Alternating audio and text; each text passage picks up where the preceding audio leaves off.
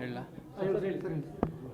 ಕಿರಣ್ ಹೊನ್ನಣ್ಣನವರಂತ ಇಲ್ಲಿ ಪವನ್ ಹೈಸ್ಕೂಲ್ ಎದುರಿಗೆ ಇರುವಂಥ ಒಂದು ಅಪಾರ್ಟ್ಮೆಂಟಲ್ಲಿ 6th ಫ್ಲೋರಲ್ಲಿ ಒಂದು ಮನೇಲಿ ವಾಸ ಮಾಡ್ತಾ ಇರ್ತಾರೆ. ಇವರು ಡಾಕ್ಟ್ರ್ ಇದ್ದಾರೆ, ಅನೆಸ್ಥೆಟಿಸ್ಟು, ಇಲ್ಲೇ ಚಿರಾಯು ಹಾಸ್ಪಿಟ್ಲಲ್ಲಿ ವರ್ಕ್ ಮಾಡ್ತಾರೆ. ಸೊ ಇವರ ಶ್ರೀಮತಿ ಪ್ರಿಯಾಂಕಾ ಕತ್ತನಹಳ್ಳಿ ಅಂತ, ಇವರು ಕೂಡ MBBS MS ಆಪ್ಥಲ್ಮಾಲಜಿಸ್ಟ್ ಇದ್ದಾರೆ.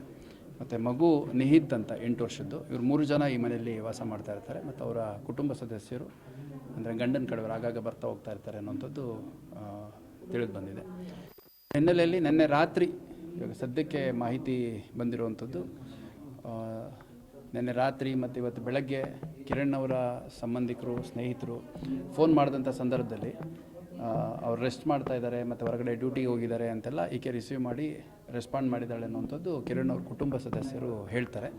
ಬಟ್ ಇಲ್ಲಿ ನೋಡಿದಂಥ ಸಂದರ್ಭದಲ್ಲಿ ಕಿರಣ್ ತನ್ನ ಒಂದು ರೂಮಲ್ಲಿ in the pool of blood, ಅಂದರೆ ರಕ್ತದ ಮಡುವಿನಲ್ಲಿ ಬಿದ್ದಿದ್ದಾನೆ ಮತ್ತು ಮೃತ ಹೊಂದಿದ್ದಾನೆ. ಮತ್ತು ನಿಹಿತ್ ಅನ್ನೋ ಮಗು ಏನಿದೆ ಅದಕ್ಕೂ ಕೂಡ ಸ್ಟ್ಯಾಬ್ ಇಂಜುರೀಸ್ ಆಗಿದೆ.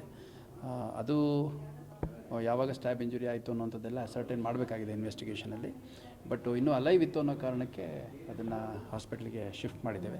ಇನ್ಸಿಡೆಂಟ್ ಯಾವಾಗ ಆಯಿತು, ಯಾವ ಕಾರಣಕ್ಕಾಯಿತು, ಮತ್ತು ಇದ್ದದ್ದು 3 ಜನ, ಗಂಡ ಹೆಂಡತಿ ಮಗು, ಹೊರಗಡೆ ಇಂದ ಯಾರು ಬಂದಿರೋದಾಗಲಿ ಆ ಥರದ್ದು ಯಾವುದೂ ಆಗಿಲ್ಲ. ಮತ್ತು ಅಕ್ಕಪಕ್ಕದ ಮನೆಯವರೆಲ್ಲ ಬೆಳಗ್ಗೆಯಿಂದ ಅವ್ರನ್ನ ಸಂಪರ್ಕ ಮಾಡಲಿಕ್ಕೆ ಟ್ರೈ ಮಾಡಿದಂಥ ಸಂದರ್ಭದಲ್ಲಿ ಒಳಗಡೆನೇ ಇದ್ದೀನಿ, ಗಂಡ ಹೊರಗಡೆ ಹೋಗಿದ್ದಾನೆ, ಈ ಥರದ್ದು ಏನೇನೋ ಹೇಳಿದ್ದಾರೆ. ಏನೇನಾಗಿದೆ, ಯಾರ್ಯಾರಿಗೆ ಕಾಂಟ್ಯಾಕ್ಟ್ ಮಾಡಿದಾಗ ಏನೇನು ಹೇಳಿದ್ದಾರೆ, ಮತ್ತು ಇಲ್ಲಿ ಏನು ಘಟನೆ ನಡೆದಿದೆ ಅನ್ನೋಂಥದ್ದನ್ನು ಕೂಲಂಕುಷವಾಗಿ ತನಿಖೆಯಲ್ಲಿ ನಾವು ಪತ್ತೆ ಮಾಡಬೇಕಾಗತ್ತೆ. ಒಂದು ಕೊಲೆ ಪ್ರಕರಣವನ್ನು ನಾವು ದಾಖಲು ಮಾಡ್ಕೊತಾ ಇದ್ದೀವಿ. ಸರ್, ಎಷ್ಟೊತ್ತಿಗೆ ಆಗಿರ್ಬೋದು ಸರ್? ಎಕ್ಸಾಕ್ಟ್ಲಿ ಗೊತ್ತಿಲ್ಲ ಸರ್. ಅವ್ರ ಕುಟುಂಬ ಸೆಲೆಕ್ಷನ್ ಮಾಡಿದಾಗ ಏನಾದರೂ ಮಾಹಿತಿ ಅನ್ಕೊಟ್ಟಿಲ್ಲ ಸರ್? ಇಲ್ಲ, ಆಕೆ she's in a complete state of shock. ಏನೇನೋ ಹೇಳ್ತಾಳೆ, ಆಕೆ ಹೇಳಿದ್ದೆಲ್ಲ ನಾವಿಲ್ಲಿ ಹೇಳೋಕ್ಕಾಗಲ್ಲ. ಆಕೆ ಏನೇನೋ ವಿಚಿತ್ರವಾಗಿ ಹೇಳ್ತಾಳೆ. ಏನಾಗಿದೆ ಅನ್ನೋಂಥದ್ದನ್ನು ಈಗ ಅವ್ರ ಕುಟುಂಬ, ಕಿರಣ್ ಅವ್ರ ಕುಟುಂಬ ಸದಸ್ಯರು ಬಂದಿದ್ದಾರೆ, ಅವ್ರ ಸಿಸ್ಟರ್ ಬಂದಿದ್ದಾರೆ, ಅವ್ರ ರಿಲೇಷನ್ಸ್ ಬಂದಿದ್ದಾರೆ. ಅವ್ರು ಯಾರ ಕಡೆಯಿಂದಾದರೂ ಏನು ಕಂಪ್ಲೇಂಟ್ ಕೊಡ್ತಾರೆ ತೊಗೊಂಡು ಈಗಾಗಲೇ ನಾವು ಪ್ರಿಯಾಂಕಾ ಅವ್ರನ್ನ ವಶಕ್ಕೆ ತೊಗೊಂಡಿದ್ದೀವಿ. ತನಿಖೆಯಲ್ಲಿ ಏನು ಕಂಡು ಬರುತ್ತೆ ಅದ್ರ ಮೇಲೆ ನಾವು ಮುಂದಿನ ಕಾನೂನು ಕ್ರಮವನ್ನು ಕೈಗೊಳ್ತೇವೆ. ಯಾರಾದರೂ ಬಂದು ಹೋಗಿದ್ದಾರೆ ಆ ಥರದ್ದೇನು ಇರಲಿಕ್ಕಿಲ್ಲ. ಕುಟುಂಬದವರು ಅವ್ರ ಹೆಂಡತಿ ಮೇಲೆ ಆರೋಪ ಮಾಡ್ತಾರೆ. ಈಗ ಮಾಡಲಿ ಅವರು, ಯಾಕೆಂದರೆ ವೆರಿ ಕ್ಲಿಯರ್ಲಿ ಆಕೆ ನಾನು ಮಾತಾಡಿದಾಗೂ ರಾತ್ರಿ ಇನ್ಸಿಡೆಂಟ್ ಆಯಿತು, ರಾತ್ರಿಯಿಂದ ನಾನು ಜೊತೆಲೇ ಕೂತಿದ್ದೀನಿ, ನನಗೇನು ಮಾಡಬೇಕು ಅಂತ ಗೊತ್ತಾಗಲಿಲ್ಲ, ಹಂಗಾಗಿ ಶಾಕಲ್ಲಿ ಕೂತಿದ್ದೀನಿ ಅಂತಲೇ ಹೇಳ್ತಾಳೆ. ಮತ್ತು ಕುಟುಂಬ ಸದಸ್ಯರು ಮತ್ತು ಬೇರೆಯವ್ರು ಕೆಲವರು ಫೋನ್ ಮಾಡಿದಾಗ ಹೊರಗಡೆ ಹೋಗಿದ್ದಾರೆ ಅಂತೆಲ್ಲ ಹೇಳಿದ್ದಾರೆ ಅಂತ ಹೇಳ್ತಾ ಇದ್ದಾರೆ. ಸೊ ಇಲ್ಲಿ ಇದೇನು ಅವ್ರ ಮನೆ ಇದೆ, ಮನೆ ಒಳಗಡೆ ನಡೆದಿರುವಂಥ ಒಂದು ಘಟನೆ, ಹೊರಗಡೆಯಿಂದ ಯಾರೋ ಬಂದಿರುವಂಥದ್ದು, ಫೋರ್ಸ್ಡ್ ಎಂಟ್ರಿ ಇರುವಂಥದ್ದು ಆ ಥರದ್ದು ಯಾವುದೂ ಇಲ್ಲ. ಇದೊಂದು ಪ್ರಾಪರ್ಲಿ ಸೆಕ್ಯೂರ್ಡ್ ಅಪಾರ್ಟ್ಮೆಂಟ್ ಇದೆ ಈ ಒಂದು ಜಾಗ. ಅಕ್ಕಪಕ್ಕದ ಮನೆಯವರಲ್ಲೂ ಯಾವುದೇ ಸಂಘರ್ಷ ಆಗಿರುವಂಥದ್ದು ಆ ಥರದ್ದು ಯಾವುದೂ ಕಂಡು ಬಂದಿಲ್ಲ. ಮತ್ತು ಈಗ ಪೋಸ್ಟ್ಮಾರ್ಟಮ್ ಮಾಡೋಂಥ ಸಂದರ್ಭದಲ್ಲಿ ಟೈಮ್ ಸಿನ್ಸ್ ಡೆತ್ ಅಂತ ಒಂದು ಪತ್ತೆ ಮಾಡ್ತಾರೆ. ಅಂದರೆ ಬಾಡಿ ಯಾವ ರೀತಿ ಗಟ್ಟಿಯಾಗಿದೆ, ಕೋಲ್ಡ್ ಆಗಿದೆ, ರಿಗರ್ ಮಾರ್ಟಿಸ್ ಅಂತಾರೆ. ಅದೆಲ್ಲದ್ರ ಬೇಸಿಸ್ ಮೇಲೆ ಟೈಮ್ ಸಿನ್ಸ್ ಡೆತ್ ಗೊತ್ತಾಗುತ್ತೆ. ಅಷ್ಟು ಗೊತ್ತಾದಮೇಲೆ ಇನ್ನು ಎಲ್ಲ ಪ್ರತಿಯೊಂದು ಮನೆಗೂ ಇಲ್ಲಿ CCTV ಇದೆ, ಎಂಟ್ರಿ ಎಕ್ಸಿಟ್ ಪ್ರತಿಯೊಂದು CCTV ಕವರೇಜ್ ಇದೆ. ಯಾವಾಗ ಆಯಿತು, ಎಷ್ಟು ಗಂಟೆಗೆ ಆಯಿತು, ಯಾವಾಗ ಪರಸ್ಪರ ಗೊತ್ತಾಯಿತು ಅನ್ನೋಂಥದ್ದೆಲ್ಲ ಇವಾಗ ಕೂಲಂಕುಷವಾಗಿ ನಾವು ತನಿಖೆ.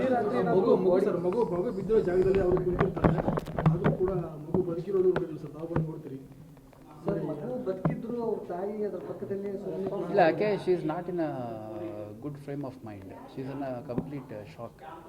ಆಕೆಗೆ ಏನಾಗಿದೆ, ಏನಾಯಿತು ಅಂತಂದ್ರೆ ಏನೂ ಹೇಳಲಿಕ್ಕೆ ಬರ್ತಾ ಇಲ್ಲ. ಮಗು ಯಾಕೆ ಹಿಂಗೆ ಬಿದ್ದಿದೆ ಅಂದರೆ ಗೊತ್ತಿಲ್ಲ ಸರ್ ಅಂತ ಹೇಳ್ತಾರೆ.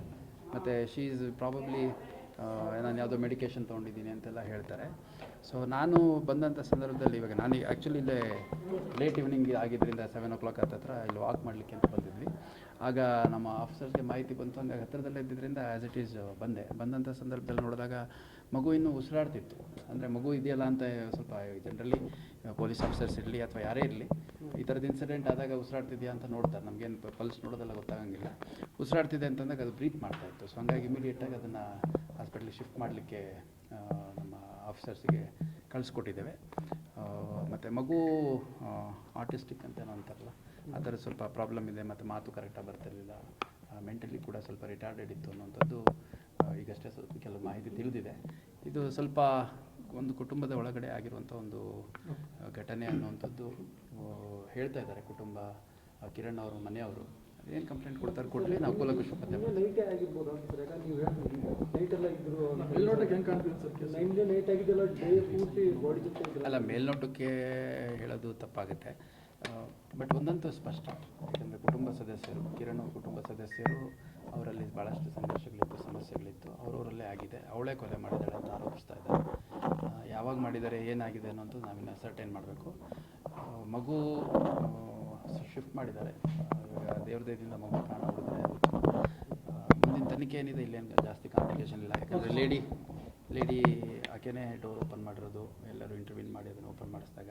ಮತ್ತು ಇದು ಮನೆಗೆ ಯಾವುದೋ ಹಿತ್ಲು ಬಂದು ಅಥವಾ ಯಾವುದೋ ಕಿಟಕಿಯಿಂದ ಎಳೆದೋದ್ರೆ ಆ ಥರದ ಸಾಧ್ಯತೆ ಇಲ್ಲ. ಸೊ ಅವರ ಇಬ್ಬರ ನಡುವೆ ಆಗಿರೋ ಒಂದು ಸಂಘರ್ಷದಲ್ಲಿ ಘಟನೆ ಆಗಿದೆ. ಯಾರು ಯಾವ ಕಾರಣಕ್ಕಾಗಿ ಈ ಒಂದು ಕೃತ್ಯದಲ್ಲಿ ಯಾವ ರೀತಿ ಭಾಗವಹಿಸಿದ್ದಾರೆ ಅನ್ನುವಂಥದ್ದು ನಾವು ತನಿಖೆಯಲ್ಲಿ ಪತ್ತೆ ಮಾಡ್ತೀವಿ. Okay sir, thank you.